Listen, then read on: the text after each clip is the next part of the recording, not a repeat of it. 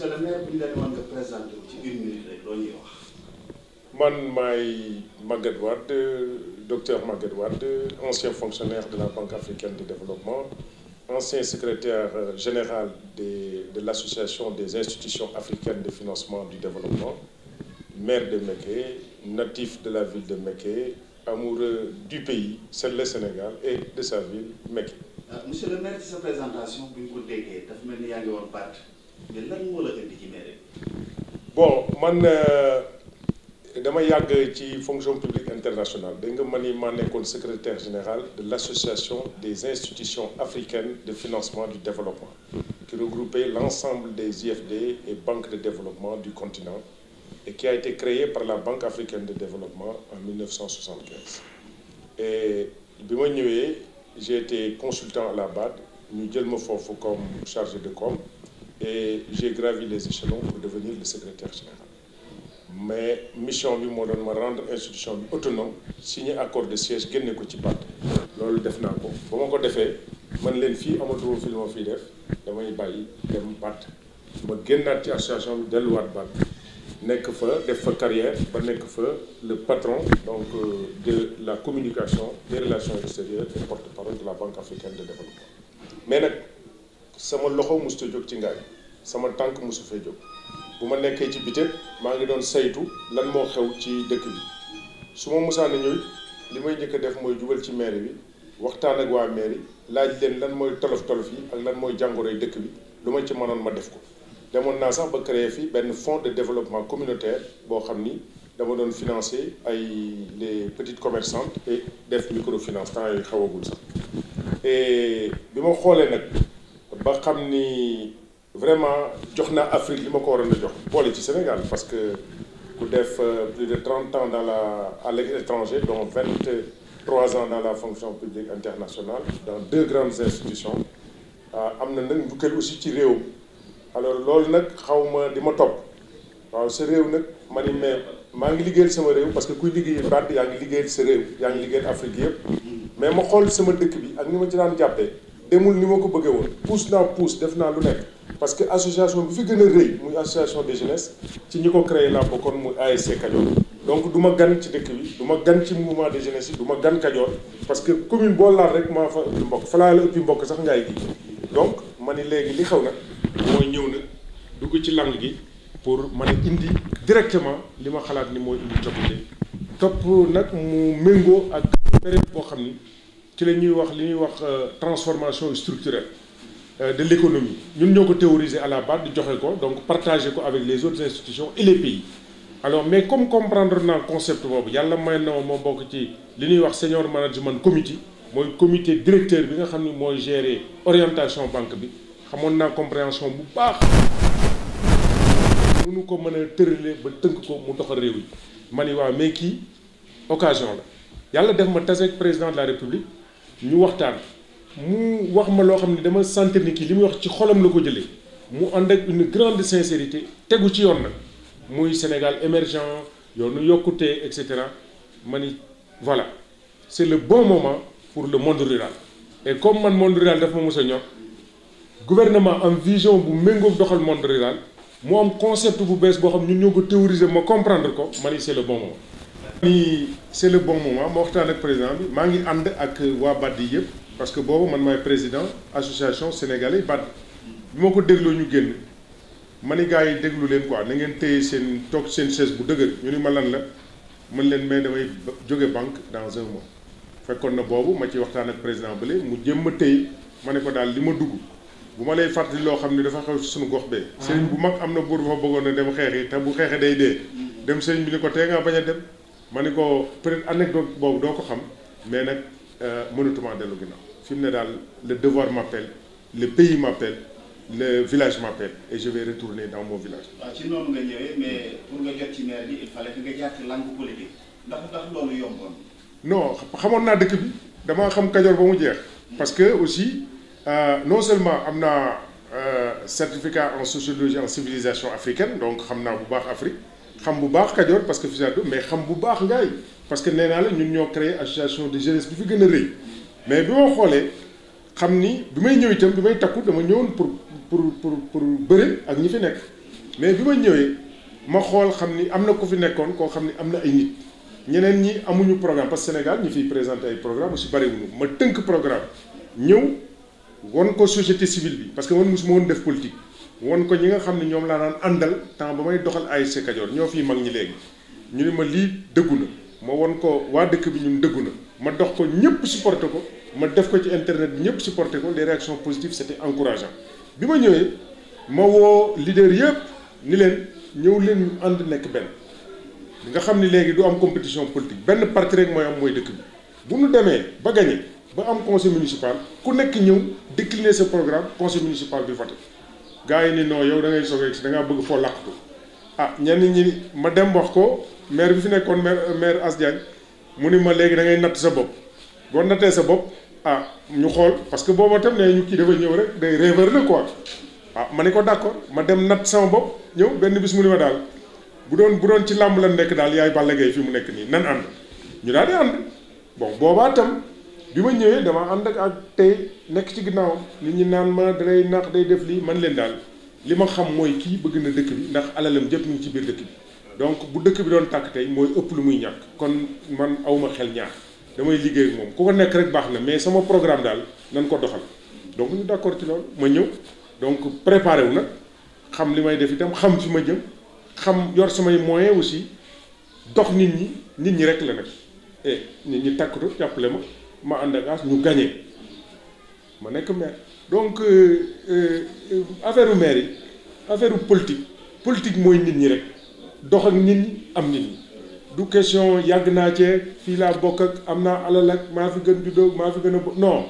problème la mooy est-ce que nit ñi parce que nit ñi doo yeewu léegi bokkatul bu njëkk da ngay ñëw ñu ruus la bàyyi ñu soxla xaalis léegi nit ñi doo bëgg seen i dëkk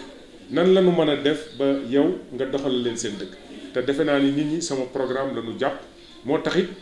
lépp lu ñu mën di def ak lu ñu mën di wax li ma ñor mooy doxal sama programme ba nit ñi xam ni la ma leen waxoon def naa ko loolu nag président de la république Macky Sall conviction ba ma amoon ba tax mu motiver ma ba ma engagé wu maa ngi koy gis ni mi ngi koy doxal parce que man nekkuma Ndakaaru maa ngi fii ci biir Kajoor di dugg ci réew mi nag di dawal sama oto di dem fu nekk di jël samay moyens nag di koy sama dëkk parce que loolu yoreel naa ko sama dëkk léeg-léeg dañ ma naan mais affaire bi metti na yërëm nañ la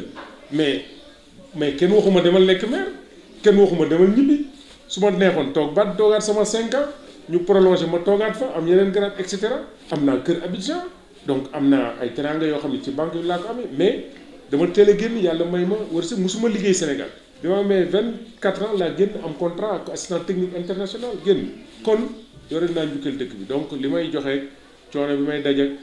difficulté yooyu day loo xam ni maa ngi ko tànnal sama bopp et yàlla mi ngi may nag avec l'appui du président de la République et de l'État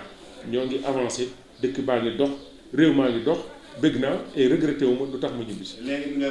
campagne yi dékk la dëkk dama bëgg ñu dellu ci sa guddi gu jëkk kooku bi la takkalee raay sa xel ci yan la dem ci guddi kooku. sama xel mooy rek sama programme boobu am naa li ñuy wax plan d'action am naa chronogramme parce que manager international là aussi yàgg naa manager donc je connais les hommes xam naa seen état d'esprit xam naa changement lu mu doon donc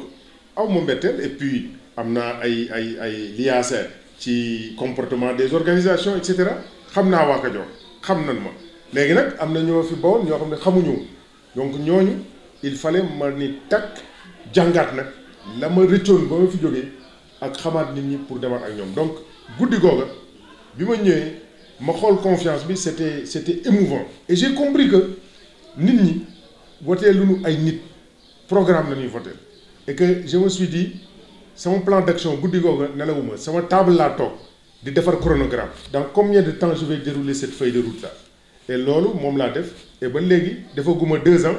mais def naa pratiquement 65% de mon programme. Justement, est-ce que jox ñu ay quelques exemples ci chronogramme boobu da ngay exécuté. bon chronogramme moo doon yi nekk en hibernation yëpp ma deqal leen doxal ko les vieux chantiers ma dox ko yi nga xam ni ay infrastructures la qui sont décadantes ma restaurer ko ba pare nag indi yu bees donc sur ça la mairie j'ai débloqué les ressources par ma négociation ñoo ngi tabax mairie bi léegi mu pare. J'ai trouvé que les ressources de l'hôpital étaient bloquées, j'ai négocié, on a débloqué, l'hôpital est terminé. Les sapeurs-pompiers, j'ai toujours pensé que c'était une nécessité, j'ai entrepris des démarches, nous avons la caserne. Le président de la République longtemps souhaitait venir organiser la journée nationale de l'artisanat à Mékhé. Nous avons entrepris les démarches, il est venu. Et nous avons eu 400 mètres de route, même Boubarou. La réhabilitation du stade municipal, c'était des négociations latentes. Je suis allé, les bailleurs ont eu confiance et nous sommes en train de réhabiliter le stade. J'ai compris que Yapbi Dortimberdemi, c'est de l'abattage clandestin. Je suis allé et j'ai négocié et je vais construire un abattoir. J'ai l'argent, on a lancé le marché. J'avais dit que dëkk bi ak lu ñu ci investir ci électricité du dox parce que fii c'est depuis 1963 donc day am ay pertes. Il fallait réhabiliter le réseau électrique. C'est le rôle de la Sénélec qui n'a pas pu le faire. J'ai utilisé l'argent de la mairie et j'ai réhabilité 1,5 km de fils nus et je les ai mis en fil monobloc pour éviter les accidents d'électrocution et aussi permettre à la ville d'avoir une distribution stable. J'ai installé un terrain de basket pour diversifier le sport. Parce que le sport, c'était le football seulement qu'ils connaissaient. Et j'ai dit, il faut diversifier, faites ce qui marche dans le monde. Donc on a le terrain de basketball. Et j'ai compris que le patrimoine du Kayor, c'est la culture. Le Kayor, c'est la culture. Et j'ai dit, il faut créer une grande troupe du Kayor. Et j'ai créé la troupe Penchum Kayor. Et j'ai doté la troupe d'un orchestre moderne et d'une batterie moderne et d'une troupe théâtrale de haut rang. Et aujourd'hui, le Kayor de la culture est réhabilité, etc. Les infrastructures de la mairie, l'hôtel de ville, j'ai réhabilité. Donc, nous sommes au travail et Internet, il n'y en avait pas, il n'y avait pas 3G. Dès ma prise de fonction, je me suis battu pour que la ville dispose d'un 3G. Aujourd'hui, nous en avons, nous avons Internet et les écoles ont eu également, avec l'aide de la Sonatel, accès à Internet gratuit. L'hôpital, nous avons un laboratoire digne de ce nom avec des équipements de pointe. Nous avons ouvert la maison de l'outil qui était en hibernation avec des équipements ultra modernes. Nous avons rouvert la case de santé de Ngaïdité pour appuyer les autres villages. Nous sommes en train de négocier le centre aéré que Saint-Dié-des-Vosges a promis de construire avec une piscine municipale. Et machallah, si la route également que j'avais discuté avec le président Wade d'abord, et j'ai dit, mais le Kayor a besoin d'une route qui part de Baba Garage à la mer. Aujourd'hui, l'appel d'offres est lancé, le marché est attribué. J'en appelle au chef de l'État pour que cette route soit exécutée. Et donc, on a commencé, dès ma prise de fonction, 4 mois après, à faire la piste Mékhé-Diogo. Aujourd'hui, on roule pour aller à Diogo. Donc, vous voyez que c'est un panoplie de réalisations. Mais nous ne sommes... Et j'avais dit, nous voulons une ville, une éco-cité, où nous pourrons nous passer demain pour éclairer la ville de la Sénélec. Nous avons installé 60 lampadaires solaires dans la commune et nous avons même donné au village environnant. Donc Mékhé dispose désormais d'un atelier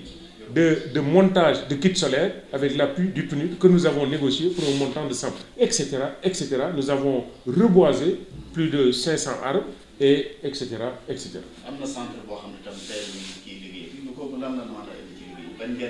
Mais la base économique de Mékhé, c'est l'artisanat. Et aujourd'hui, nous sommes en train de négocier avec les Italiens pour construire une tannerie biovégétale pour l'équivalent de 5 millions de dollars. Nous avons l'appui du Fonds 6 et du ministère. Et j'ai effectué une mission avec le ministère à Firenze, en Florence, et les Italiens sont intéressés et le Fonds 6 est intéressé. L'artisanat est l'axe bi nga xam ni mooy développer Ngaye et donc lii ministre bi def président de la République def ko ministre bi ñëw di ko inauguré loolu mooy teg Ngaye ci raay bi nga xam ni mooy koomam et bu artisanat bi doxee rek dëkk bi dox Ngaye li mu war a njëkk a xëccoo am mooy unité boo xam ni day produire ay dàll sans perdre nag l'aspect artisanal. Aujourd'hui ci àddina bi liy dox mooy handmade mooy lu ñu defaree loxo. Donc gars yi mënoo tëgg mine baa ngi fi gis nga réhabilité nañu gaar bi dàll yaa ngi fi mais li muy def nii muy un centre d'exposition et de commercialisation des arts kooku amul ñett la defe naa ci biir Sénégal benn bi nekk Ngaye kon daal Ngaye ñoo ngi koy delloo njukkalam et ñun ñoo ci des nag moo tax ñu takku li leen wax lépp nag pour ñun ay fondation la yoo xam ni moo ñu yóbbu ci économie moderne yóbbu ñu Sénégal émergent mais waa Ngaye mënuñoo fay président Macky Sall. Du question politique sax vision yoonu yokkute émergence transformation structurelle xëy na dëkk réew mi dafa toll ak fu jamono doxe ba toll ni léegi nit ñi doo xam ni pour transformer économie bi il faut ñu def ko de façon structurelle et ñu tombé ci nag ngaay nekk loo xam ni artisanat bi en termes de contribution au PIB c'est énorme et mën na créer ay emploi mën na occuper ay jeunes parce que il y a plus de 250 ateliers qui occupent plus de 3000 jeunes dans la ville et environ donc suñu ci defee dina mën a booster croissance de joxe un développement inclusif permettre aux Sénégalais d'accéder à l'emploi et au marché international donc de donner une valeur ajoutée à la croissance. mais ci wàllu politique Benno Bokk Yaakaar amoon na ay jafe-jafe yu taat fii ci dëkk bi fan ngeen toll ci liggéey. non man mosuma gis ay jafe-jafe man liggéey bi mooy sama programme li ñu ma dénk président bi li muy doxal. bon maintenant nit ñi li ñu mënta nangu il faut ñu xam ko Sénégal ak Afrique danoo tardé ay affaire bi ñu ñëwee man dama bëggoon nekk tête de liste parce que bi ma ñëwee booba fekk na ma dugg ci parti bi. depuis ba ma gisee président parce que nit ñi dañoo defee ni ku nekkul ci réew mi rek bokkoo ci parti bi kooku aussi les gens ils sont un peu bornés sur ça bi ma ñëwee ñu ni kuy nekk tête de liste ñii ni maa fi newoon mais ñoom est-ce que xam nañ man kañ laa dugg ci parti bi kañ laa gis président Macky Sall ba mu convaincre ma idéologiquement ak kan moo ëpp doole du question maa fi newoon kan moo ëpp doole ci dëkk bi ñu nekk fa di discuter coow li bari ñun ñoo fi newoon ne dem leen ma dem def sama liste takku liggéey ngaay doo defee takku liggéey ngaay ñoom Benno Bokk Yaakaar ñëpp réunis ma battre leen ñooñu est-ce qu'ils sont représentatifs non bëgguma raviver ay blessures parce que ces gens c'est mes frères ñoo bëkkandoo dëkk bi jubóo nañu on a fait taire les querelles et aujourd'hui on oublie tout ça mais il faudrait que parti bi militants yi xam ni il faut ñu yaatal la politique moi je fais de la réelle politique mooy politique bi nga xam ni moo lay permettre nga jàll moo lay permettre nga am un électorat nga gagné j'ai fait la réelle politique j'ai gagné donc ça c'est un modèle de politique mais bu ñu toogee fii c'est comme Benno Bokk Yaakaar c'est comme APR il faut nit ñi ubbeeku maa fi newoon ak maa jege président beeg maa ngi xaritam yooyu c'est du bluff le travail c'est sur le terrain qui fait quoi et qui peut convaincre les gens mais nit ñi nag kenn mënatu leen a convaincre ak i milliards kenn mënatu leen a convaincre ak ay promesses c'est la réalisation et Sénégal émergent bu ñu jotee dina mel ni au rendez-vous li Senghor di wax di donner et du recevoir ku nekk di ngay nit ñi wax la lan nga def nga teg ko ci taabal bi mais boobaa nekk fa naan keroog moo président bi waxee léegi xaritam laak ba mu ma yónnee maa njëkk ci parti bi kooku avancé du kenn et il nous faut de l'ouverture envers les autres moi je suis pour toute forme d'ouverture toute forme de coopération mais nag qu'on privilégie les compétences et que les gens parviennent à accéder à des emplois ils vont être profitables aux populations. kàddu gi daal mooy sant di wax ni nag la communication elle est importante mooy il faut nit ñi mën a comprendre les enjeux de la communication mais aussi mën a xam surtout la philosophie du développement qu'incarnent les leaders et qu'incarne le président de la République donc aujourd'hui li nag ngaay ñun même bu ñu si jógee dañuy continuer di saafantoo ak artisans yi pour ñu gën a xam ñun fan lañ leen bëgg a jëme lan la ñuy xaar ci ñoom ak président de la République li muy def ak ñun suñu yéene ak seen i bëgg-bëgg nan la mën a méngaloo ba ñu am développement fii am ko ci département bi am ko ci région mais nag indi suñu part bis bu nee Sénégal émergent yi nii ñu ni waa Kajoor du ñu indi lu ca ngaay indi ñu ni mi ngi nii ñu ni ah waa leen góor loolu la ñu. Merci beaucoup.